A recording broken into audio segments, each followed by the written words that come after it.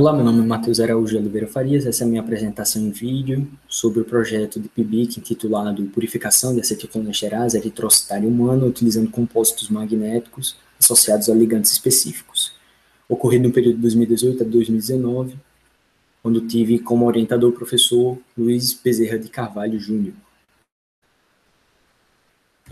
De maneira geral, as colinesterases são serenesterases que se dividem de acordo com o grau de especificidade de seus substratos em butirilcolinesterase, menos específico, e acetilcolinesterase, que tem uma maior especificidade. A butirilcolinesterase é produzida no fígado e está presente no plasma, enquanto que a acetilcolinesterase está localizada muito mais prevalentemente nas junções neuromusculares e nas hemácias. Nas hemácias, ela apresenta uma conformação dimórfica acoplada à membrana externa. E onde reside a relevância da purificação dessa enzima?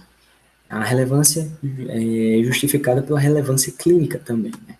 A gente sabe que a acetilcolinesterase tem alterações cinético-quantitativas importantes no contexto de doenças neurodegenerativas, como o mal de Parkinson e a esclerose lateral amiotrófica. Isso faz com que a purificação seja bastante interessante, né? Uma vez que ela pode lançar as bases técnicas para avaliações laboratoriais de baixo custo e de fácil acesso, pouco invasivas. No tocante às nanopartículas magnéticas, nós propomos um processo de purificação associado à ligação de nanopartículas a ligantes específicos que desoneram as técnicas de purificação.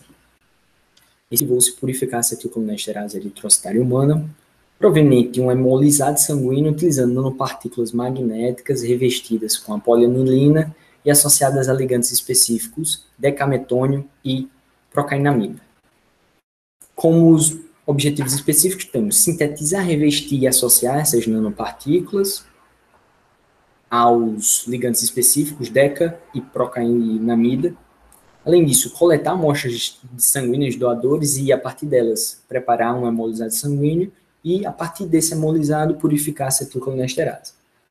Na metodologia, nós temos a síntese dos nanocopósitos sendo exemplificada pelo protocolo de Carneiro, Leão e colaboradores, na qual resultará na formação de uma nanopartícula de magnetita. Essa nanopartícula deve ser revestida com a polianilina para manter a sua estabilidade, e isso será feito através do protocolo idealizado por Neri e colaboradores, 2009. E assim nós temos uma partícula chamada M-PAN, que é uma nanopartícula revestida com anilina. Por fim, aqui está ilustrado o processo de ativação das nanopartículas com o glutaraldeído e a acoplagem dos ligantes específicos procainamida e decametônio. Finalmente, ilustramos a confecção dos hemolizados. 2 hemolizados diferentes foram confeccionados, um a partir do protocolo de Lima e colaboradores de 2016, adaptado, e a adaptação que fizemos foi justamente a utilização do Triton X100, que é um surfactante, na diluição do precipitado que sobrou após a centrifugação. Fizemos isso para que essa solução aqui, o extrato bruto, o precipitado, da metodologia de 2016, pudesse ter a solubilização da enzima acetilcolinesterase, já que ela é acoplada à membrana e o Triton é um surfactante. Essa é a metodologia de Asma e colaboradores, de 1983. A partir do extrato bruto, utilizamos a purificação com partículas magnéticas, através de um processo de eluição, utilizando tampão e sal. A partir daí, a amostra de enzima purificada passa por análises de atividade enzimática e de ensaios de inibidores. Estes são todas as amostras que nós confeccionamos. E os inibidores específicos, utilizamos o BW284C51, que é seletivo para acetilcolinesterase, o ISOOMPA, seletivo para butirilcolinesterase, e a ezerina, que é um inibidor total de todas as colinesterases.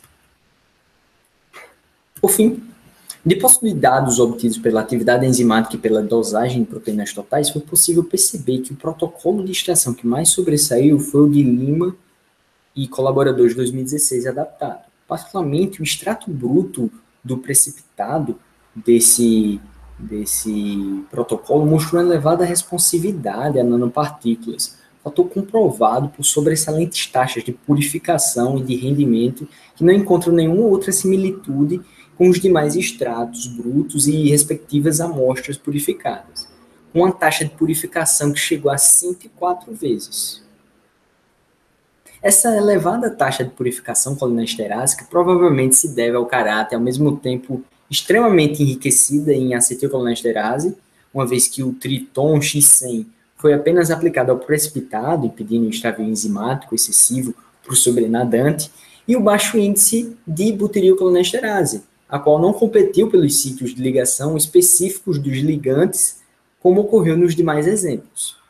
A amostra derivada do precipitado de 83, do protocolo de 83, não obteve resultados tão satisfatórios porque a colocação do Triton previamente à centrifugação levou à solubilização precoce da enzima e possível perda nas amostras sobrenadantes.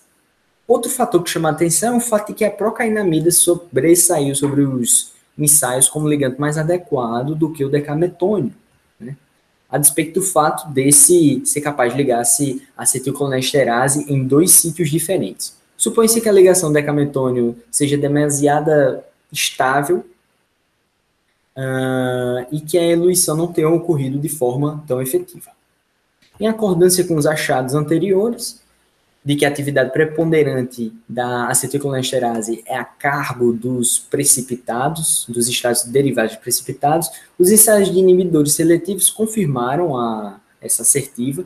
O gráfico 1.1a demonstrou a atividade da acetilcolinesterase dos extratos precipitados, no qual o uso do inibidor seletivo para a acetilcolinesterase, o BW284C51, em concentrações relativamente baixas, da ordem de 0,1 milimolares, já são capazes de inativar completamente a atividade dos mesmos. Em contrapartida, o uso do inibidor seletivo para a butirilcolinesterase mostrou ineficiência. O gráfico 1.b ilustra, por sua vez, a atividade da butirilcolinesterase nos extratos precipitados sob o uso de diferentes inibidores. Ele confirma a preponderância da butirilcolinesterase nos extratos selecionados relacionados ao sobrenadante. Né? Ele é quase irresponsível, por exemplo, ao isoampa, né? Ou é quase irresponsível ao BW284, a despeito do derivado precipitado. O gráfico 2, em escala logarítmica, ilustra o comportamento do extrato bruto do precipitado sob a ação dos inibidores específicos em diferentes concentrações. Podemos observar uma tendência no primeiro gráfico de tamponamento inibitório, né? Provavelmente devido à elevada quantidade de proteínas que atrapalham a cinética do inibidor, que não acontece quando o extrato é purificado. No caso, o gráfico da direita, vemos uma amostra purificada com procainamida e apresenta uma tendência muito mais linear que corrobora com a cinética mais facilitada da purificação da amostra. Muito obrigado.